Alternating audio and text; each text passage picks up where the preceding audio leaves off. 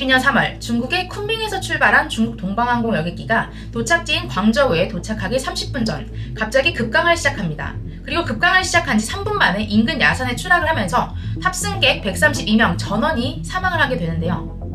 이 비행기의 제1조종사는 장정핑이라는 59세의 남성이었다고 해요. 이분은 사실 올해를 끝으로 은퇴를 하실 예정이었는데 사고 직후 있었던 조사 과정에서 이분의 유서가 발견되죠. 유서에 따르면 이분이 평생 모은 모든 재산들을 그 유명한 헝다그룹에 투자를 했다고 해요. 사고 직후 중국 공안당국에서 동방항공 블랙박스라는 단어 자체를 검색이 안 되게 막아놨고 죽은 자는 말이 없으니 진실은 아무도 알 수 없겠죠. 그렇지만 사고의 원인이 어찌됐든 헝다그룹 투자가 사고의 원인이라는 루머가 돈다는 것만 봐도 지금 현재 중국 부동산 위기가 중국 경제에 미치는 영향이 막대하다는 걸 알 수 있습니다. 당장 중국 부동산이 망하면 7조 원 이상을 투자한 우리나라 국민연금에서도 투자 손실이 막대할 것으로 보이는데요. 최근에 파이낸셜 타임즈에 따르면 세계의 D 때문에 중국 경제뿐만 아니라 세계 경제에 위기가 닥칠 수도 있다고 하니까 오늘은 그 세계의 D가 뭔지 그리고 우리나라 경제와 세계 경제에 미칠 영향에 대해서 제가 조사한 것들을 함께 공유하려고 해요. 먼저 첫 번째 D는 debt, 그러니까 중국의 어마무시한 부동산 부채를 말합니다. 사실 중국 경제의 25%에서 30%를 차지하는 부동산 산업이 폰지 사기처럼 빚을 돌려막는 구조라는 게 바로 이 문제의 근간인데요. 다들 아시는 것처럼 중국은 토지 소유권을 인정하지 않는 공산주의 국가죠. 그래서 지방정부에서는 70년짜리 토지 사용권을 부동산 개발업자에게 판매를 합니다. 그리고 집을 사려는 사람들은 다 짓지도 않은 집에 계약금 30%를 내고 나머지를 모기지로 납부하기 시작하면서 개발이 되는 거죠. 개발업체에서는 받은 돈으로 또 다른 개발 프로젝트를 바로 시작을 하게 되는데요. 헝다도 딱 이런 식으로 사업을 늘려나갔어요. 자금을 모아서 한꺼번에 여러 가지 개발 사업을 동시에 시작하는 거예요. 거의 빚내서 다시 빚을 갚는 방식으로 사업을 눈덩이처럼 키워나갑니다. 그런데 도시에 유입되는 인구 증가율이 확 줄어들게 되면서 주택에 대한 수요도 엄청나게 감소하게 되죠. 자, 그럼 이제 새로운 계약금은 들어오지 않고 부동산 호황기 때처럼 은행들이 부동산 개발업자들한테 신용대출을 막 해주지 않으면 어떻게 되겠어요? 바로 도미노가 무너지듯이 경제 전반이 무너지게 되는 거예요. 제일 먼저 헝다와 같은 규모가 큰 업체들이 파산을 하고 그 회사의 토지 사용권을 팔게 되던 지방정부의 재정이 부실화되겠죠. 회사가 파산해서 공사를 계속하지 않으면 주택 구매자들이 못 내겠다고 모기지 상환 자체를 거부하게 되니까 부동산 관련 대출이 전부 다 부실화되는 거죠. 현재 시티그룹의 추산치에 따르면 29.1%의 대출들이 전부 악성부채로 분류가 된다고 해요. 결국 부동산 관련 대출의 3분의 1이 못 받을 것이라고 예상된다는 거죠. 그러면 이게 은행만 손실을 보고 끝난 문제냐? 절대 아니라는 거예요. 은행은 기본적으로 Fractional Reserve Banking System이라고 해서 부분 지급 준비금 제도를 시행하고 있습니다.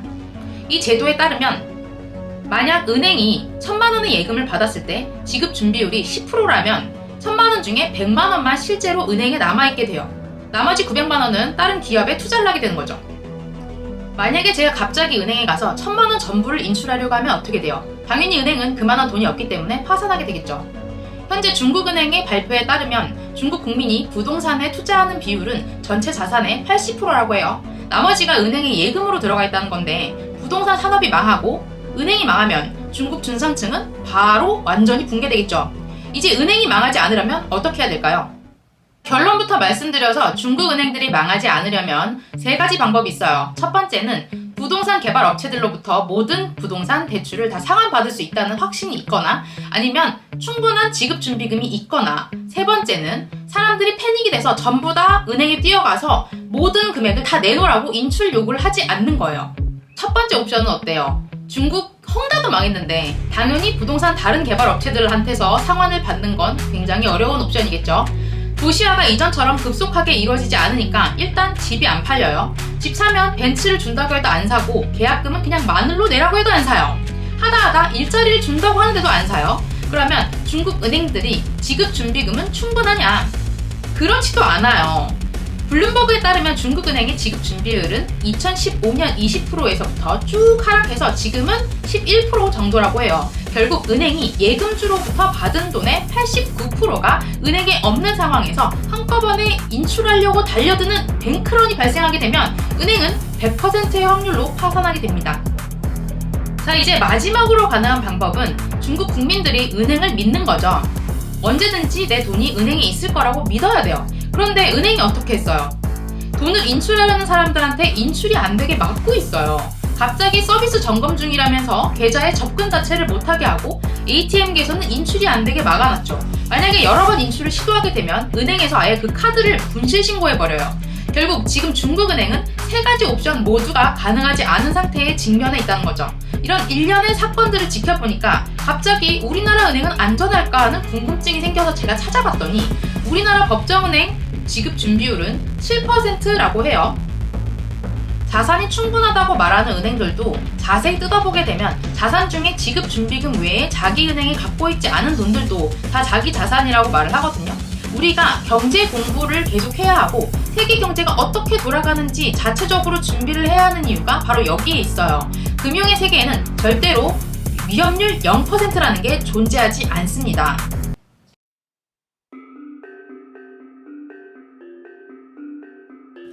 두 번째 D는 바로 디지즈, 중국의 제로 코로나 정책이 얼마나 위험한지에 대해서 말씀을 드리도록 할게요. 사실 2008년 전까지만 하더라도 중국의 경제는 수출 중심의 경제였어요. 그러다가 중국이 월스트리트 리먼 브라더스 사태로 한순간에 무너지는 것을 보게 됩니다. 그래서 그때부터 10년간 부동산 인프라 건설 쪽으로 정책을 확 틀어서 산업을 집중적으로 육성을 하게 돼요.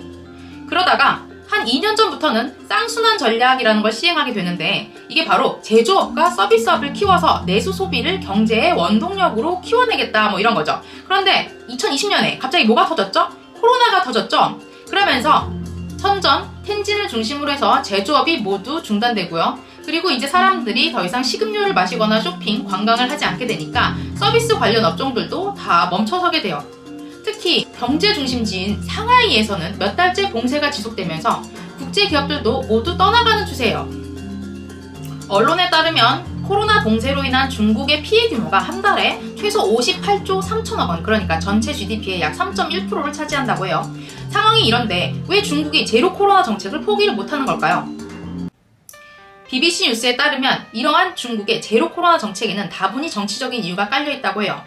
현재 시진핑이 3년임을 도전을 하고 있고 또한 종신 집권까지도 확실시되는 상황에서 서방의 민주주의보다 중국의 공산주의가 훨씬 더 시스템적으로 우월한 체제라는 것을 보여줘야 할 필요성이 있다는 거죠. 지난 2년간 중국의 언론들은 미국, 유럽, 그리고 많은 위드 코로나를 시행하는 나라들에서 일일 확진자 수가 얼마나 많이 증가하는지를 보여주었어요. 그러면서 어느 날 갑자기 제로 코로나 정책을 뒤집을 수 없게 된 거죠. 자, 그럼 이런 정책에 중국 국민들만 피해를 보느냐? IMF 조사에 따르면 전 세계 GDP 성장에 중국 경제가 기여하는 부분이 미국의 3배 이상이라고 해요. 중국의 제조업이 멈추게 되면 전 세계 마트에 상품이 귀해진다는 거죠. 가뜩이나 킹달러와 인플레이션 때문에 가격이 치솟고 있는데 이런 공급망 이슈가 중국의 제로 코로나 정책 때문에 전 세계에서 터지고 있는 거예요.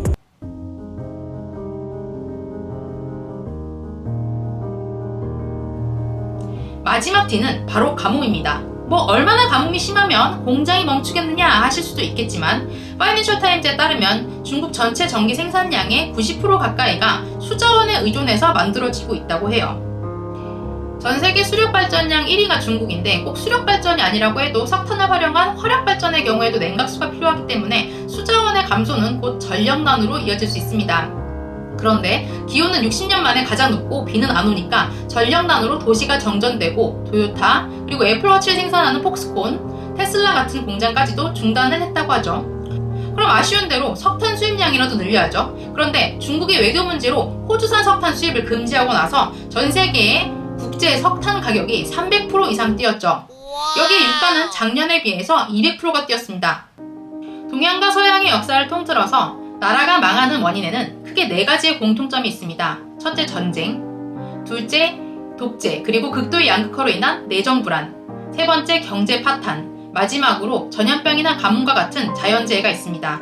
오늘 알아본 것처럼 최근에 중국에서 이러한 망국의 징조를 찾아볼 수 있었습니다. 먼저 전쟁. 2018년 미국의 보복관세 부과로 인해 미중 무역전쟁이 시작됐죠. 그리고 나서 2022년 현재까지도 진행 중인 이 전쟁에서 시간이 경과할수록 중국의 피해가 막심한 양상을 띠게 됩니다.